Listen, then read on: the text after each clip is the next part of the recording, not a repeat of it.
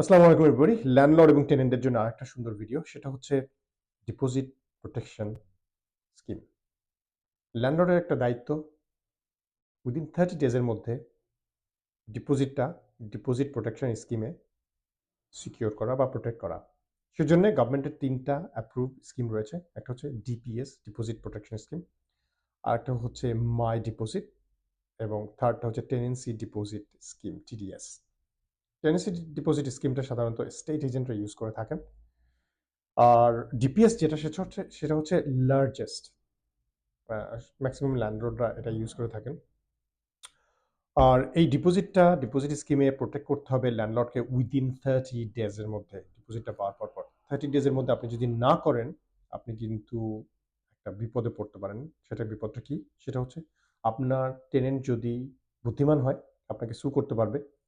সু করে তার লিগ্যাল যত খরচ আছে সেটা আপনার কাছ থেকে নিতে পারবে এবং ডিপোজিটের 3 টাইমস মানি আপনার কাছ থেকে আদায় করতে পারবে। তো ল্যান্ডলর্ড একটা বেকায়দায় পড়ে যেতে পারেন। So landlord you must do it within 30 days এবং সেটা আপনি উইদিন 30 ডেজ এর মধ্যে সমস্ত ইনফরমেশন ডিপোজিট কোন স্কিমে কোথায় কিভাবে প্রোটেক্ট করা হয়েছে সেটা আপনি টেনেন্টকে ডেফিনিটলি জানাবেন।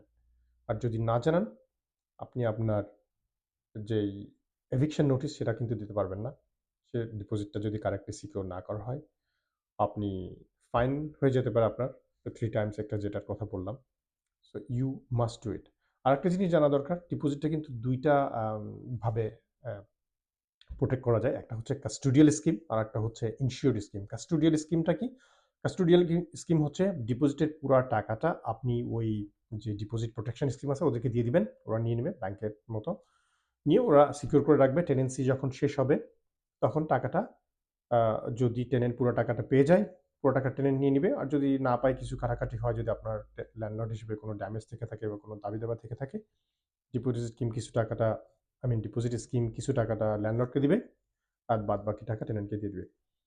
আর ইনসিওরড স্কিমটা হচ্ছে পুরো টাকাটাই ডিপোজিটের টাকা ল্যান্ডলর্ডের কাছে রাখবে। কিন্তু এই টাকাটা সিকিউর রাখার জন্য একটা ইন্সুরেন্স ওই প্রোটেকশন কোম্পানিকে পে করতে হবে মান্থলি।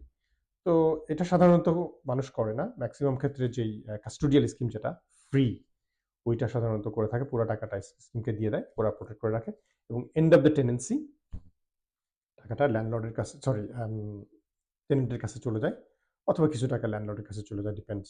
দুজনের যদি কোনো ডিসপিউট থেকে থাকে, সেটা ডিপোজিট স্কিম দেখবে, এভিডেন্সগুলো দেখবে, যেটা যেভাবে হয় তারা সেটা ওয়াইজলি ডিস্ট্রিবিউট করবে অথবা পুরো টাকাটা টেনেন্টকে দিয়ে দিবে। ধন্যবাদ।